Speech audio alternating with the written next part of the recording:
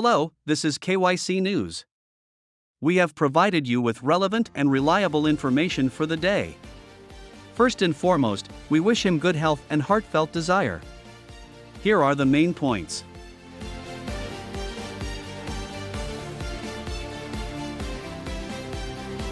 North Korea asserts that alien creatures along the border are to blame COVID-19.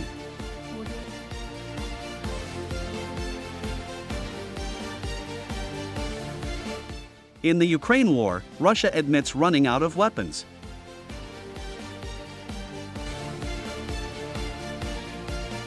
North Korea asserts that alien creatures along the border are to blame COVID-19.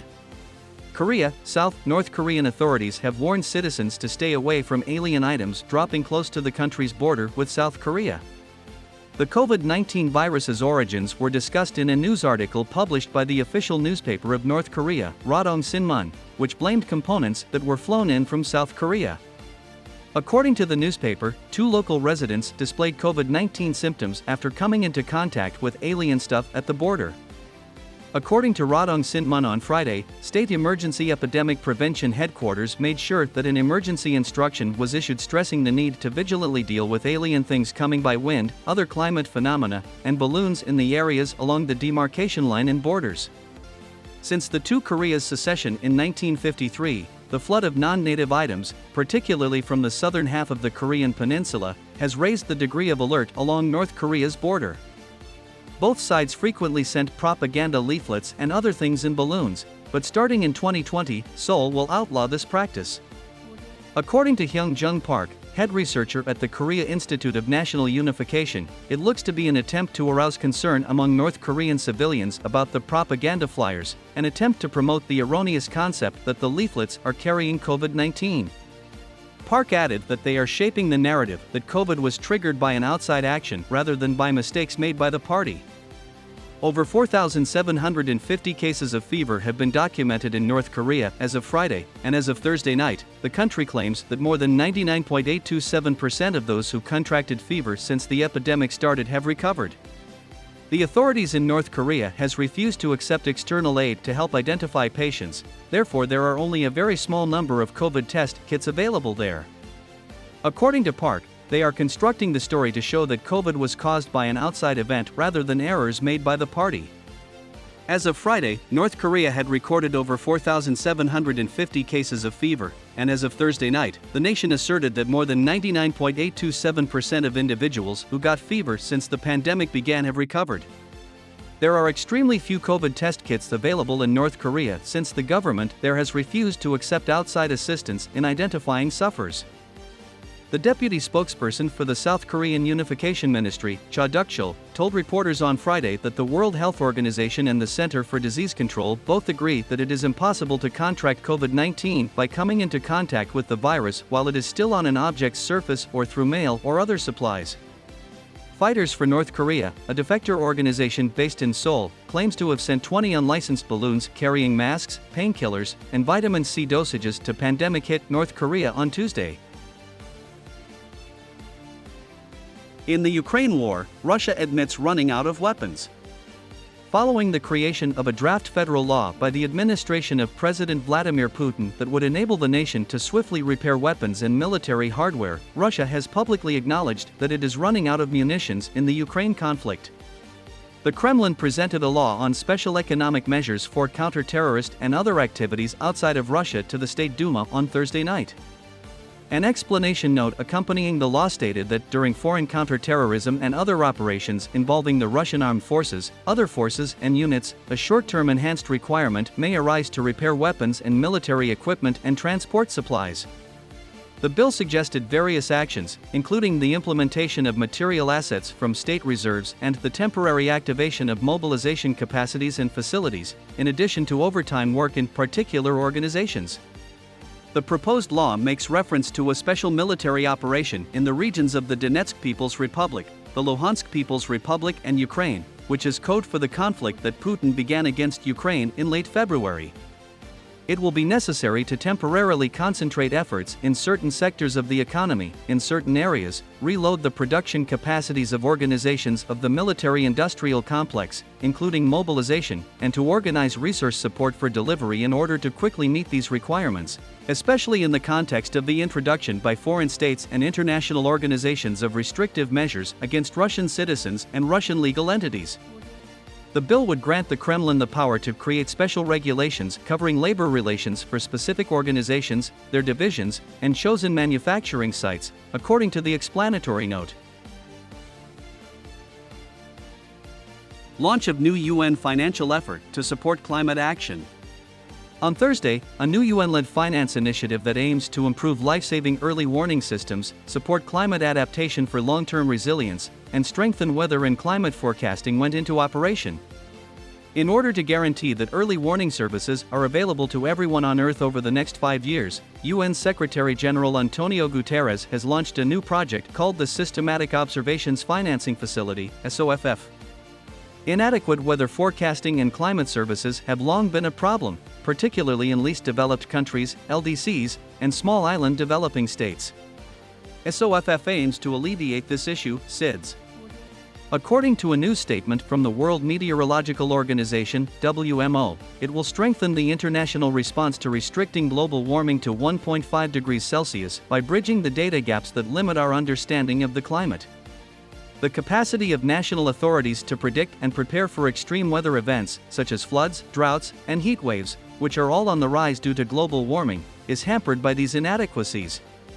At the first SOFF Steering Committee meeting on Thursday in Helsinki, heads of the three founding organizations, WMO, the UN Development Programme, UNDP, and the UN Environment Programme, UNEP, joined ministers from donor nations, LDC group members, Alliance of Small Island States, AOSIS, representatives, and development partners to get the facility up and running. Increasing the power of prediction. The UN had declared, as the climate catastrophe increases, it is critical that we increase everyone's capacity for prediction so that nations can lower their vulnerability to calamity. As a result, we have started a project to set up early warning systems for everyone on Earth within the next 5 years. SOFF is a crucial resource for achieving this. I extend my gratitude to all the nations contributing to the SOFF UN Multi-Partner Trust Fund's initial contribution and implore others to follow suit. The core of early warning systems is weather observation data. However, Selwyn Hart, Special Advisor to the Secretary-General on Climate Action and Just Transition, noted that this foundation is patchy to non-existent in many LDCs and African countries. 19 dead after Russian missiles hit an apartment building in Odessa. Russian missiles have been fired in the vicinity of the Ukrainian Black Sea town of Odessa, striking an apartment complex and a resort and killing at least 19, according to Ukrainian authorities. Only a few hours before, Russian troops had been forced off the adjacent Snake Island. A missile that struck Thursday morning around 1 in the morning entirely demolished one section of a 9-story apartment building. Residents who had survived were assisting rescuers as they searched the debris. According to Ukrainian officials, at least 16 people were killed at an apartment building in the hamlet of Serhivka and 3 more, including a toddler, were killed in strikes on nearby resorts. Targeting civilians was rejected by the Kremlin. Dmitry Peskov, a spokesman for the Kremlin, told reporters, "I would like to remind you of the president's statements that the Russian armed forces do not work with civilian targets." Since Russia invaded Ukraine on February 24 in a special operation to expel nationalists, thousands of civilians have died.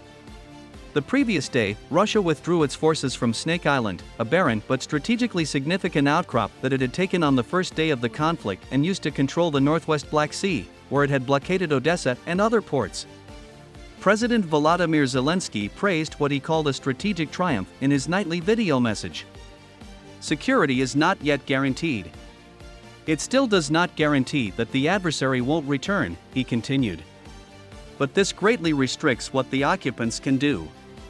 We shall gradually drive them away from our sea, land, and sky. EU candidacy was praised. Ukrainian forces were defending the city of Lysychansk in eastern Ukraine, where Russia is intensifying its main ground push, despite reports that it was coming under fierce artillery fire. Standing ovations were given by Ukrainian parliamentarians in Kyiv when the EU flag was carried into the House and placed next to the Ukrainian flag behind the dais as a sign of Ukraine's formal EU candidate status, which was awarded last week. Long-range missiles were used in the attack on Odessa, which came after days in which Russia intensified similar attacks far inside Ukraine, away from the front lines, including one on Monday that left at least 19 people dead in a crowded mall. On Thursday, a general from Ukraine claimed that while Russia may be using outdated, inaccurate missiles to attack military targets, it is also killing people by launching them into densely populated regions. Russia's primary ground campaign has been concentrated in the east, where it has demanded that Kyiv hand over full authority of 2 provinces to its rebel allies. The city of Lysychansk across the Siversky Donets River, which is almost completely encircled by a persistent Russian artillery assault, is the final stronghold of Ukraine in one of those provinces, Luhansk. According to regional governor Suri Gaidai on Ukrainian television, the Russians were approaching from multiple sides and bombarding Lysychansk from all angles. Zelensky stated that the occupiers' superiority in firepower is still very much in display. They have just gathered all of their forces to attack us.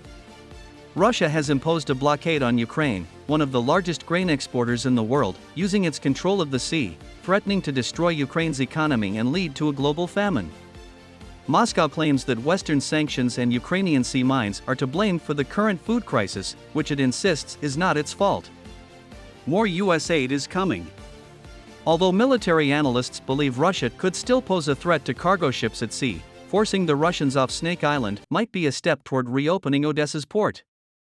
Despite losing terrain and suffering painful losses in the eastern Donbass in recent weeks, Ukraine intends to cause enough harm to wear down Russia's advancing army and turn the tide in the coming months with cutting-edge weapons from the West. Additional military help and weapons worth $800 million were announced by the U.S. Following the NATO conference in Madrid, U.S. President Joe Biden declared that the U.S. and its allies were unified in opposing Russian President Vladimir Putin. At a news conference, Biden stated, "I don't know how it will end, but it will not end with Russia defeating Ukraine.